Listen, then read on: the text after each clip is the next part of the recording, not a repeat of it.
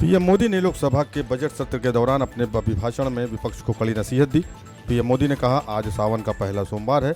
मैं सावन के पहले सोमवार पर देशवासियों को शुभकामनाएं देता हूं। ये एक सकारात्मक सत्र होना चाहिए। पीएम मोदी ने कहा, यह गर्व का विषय है कि 60 साल के बाद कोई सरकार तीसरी बार वापस आई। इसे भारत के लोकतंत्र की गरिमामयी घटना के रूप में देश देख रहा है।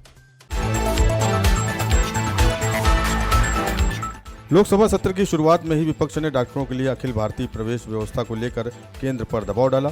सोमवार को लोकसभा का प्रश्नोत्तरी सत्र शुरू होते ही केंद्रीय शिक्षा मंत्री धर्मेंद्र प्रधान से पूछा गया कि क्या वो इस घटना की जिम्मेदारी लेते हुए इस्तीफा देंगे, क्योंकि नीट की अनियमितता ने 24 लाख छात्रों के भविष्य पर सवाल खड़ा कर दिया है।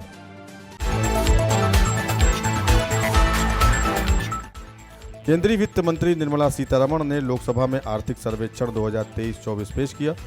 वो कल वित्त वर्ष 2024-25 के लिए केंद्रीय बजट पेश करेंगी।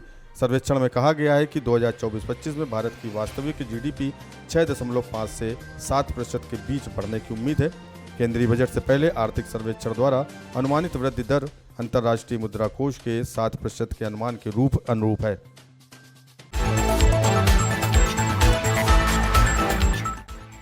सोमवार को संसद में उस समय तीखी बहस हुई जब कांग्रेस सांसद और विपक्ष के नेता राहुल गांधी ने राष्ट्रीय पात्रता सह प्रवेश परीक्षा नीट 2024 में कथित लीक को लेकर केंद्रीय शिक्षा मंत्री धर्मेंद्र प्रधान से सवाल किया। गांधी ने कहा, पूरे देश के सामने ये स्पष्ट है कि हमारी परीक्षा प्रणाली में बहुत गंभीर समस्या है, न केवल नीट में बल्कि सभी प्रमुख परीक्षाओं में। मंत्री धर्मेंद्र प्रधान ने खुद को छोड़कर सभी को दोषी ठहराया। खाद्य विक्रेताओं को कांवड़ यात्रा के मार्ग पर अपना नाम लिखने के लिए मजबूर नहीं किया जा सकता। सोमवार को सुप्रीम कोर्ट ने उत्तर प्रदेश और उत्तराखंड सरकार के निर्देशों पर रोक लगाने की घोषणा की। जस्टिस ऋषिकेश राय और SVN भट्टी की पीठ ने कहा कि उत्तर प्रदेश और उत्तराखंड सरकार को शुक्रवार तक नोटिस देना होगा। शीर्ष अदालत ने फिलहाल दोनों सरकारों की गाइडलाइंस को निलंबित कर दिया है। बांग्लादेश में सरकारी नौकरियों में कोटा सुधार आंदोलन 2 जून में शुरू हुआ, उसने जुलाई में एक अलग आयाम ले लिया। विद्यार्थी समूहों में निकले आंदोलनकारियों की पुलिस और आवामी लीग से झड़प हुई। इस आंदोलन के कारण अब तक सैकड़ों नागरिकों की मौत हो चुकी है।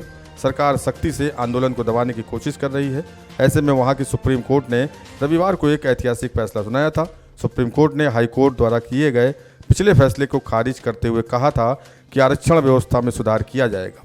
शेख हसीना की सरकार ने उस फैसले का स्वागत किया है।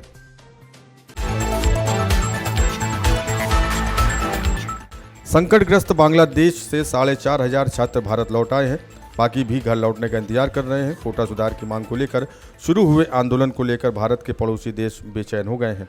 बांग्लादेश के विभिन्न कॉलेजों और विश्वविद्यालयों के छात्र सड़क पर उतरकर इस आंदोलन में शामिल हुए। अब तक 4,500 से ज़्यादा भारतीय छात्र देश लौट चुके हैं। इसकी जानकारी भारतीय विदेश मंत्रालय ने दी। सिर्फ भारत ही नहीं, नेपाल, भूटान, मालदीव से भी छात्र अशांत बांग्लादेश से भारत वापस आ रहे हैं। आज से सावन का पावन माह शुरू हो गया है। वैसे तो पूरे सावन मास का सनातन धर्म में बहुत ही महत्व है। पूरे महीने भगवान शिव की पूजा अर्चना, स्तुति और जलाभिषेक किया जाता है। उसमें भी विशेष रूप से सावन महीने में पड़ने वाले सोमवार का अपना खास महत्व है। इस बार सावन माह का प्रारंभ सोमवार से ही हो रहा है, इसलिए इस बार सावन माह में 5 सोमवार पड़ेंगे। ऐसा सुखद संयोग लगभग 70 वर्षों के बाद देखने को मिल रहा है, जिसमें पहला सोमवार 22 जुलाई को और अंतिम सोमवार 19 अगस्त को पड़ेगा। रविवार की रात को एक भयावह घटना में भागलपुर के भवानीपुर थाना क्षेत्र में 11 श्रद्धालु गंगा नदी में डूब गए। नौगछिया के नया टोला के किशोर और युवा समूह सावन महीने के पहले सोमवार के लिए जल लेने मधुरापुरा गंगा जहाज घाट गए थे। प्रत्यक्षदर्शियों के अनुसार घटना तब हुई जब आलोक कुमार पानी भरने के लिए नदी में उतरा और संघर्ष करने लगा। उसे बचाने के लिए अन्य लोग एक एक करके नदी में कूद पड़े, जिसमें दुखद घटनाओं की श्रृंखला शुरू हो गई। मृतकों की पहचान 18 साल के शिवम कुमार, 16 साल के सोनू कुमार, 18 साल के आलोक कुमार और 17 साल के संजीव कुमार के रूप में हुई है।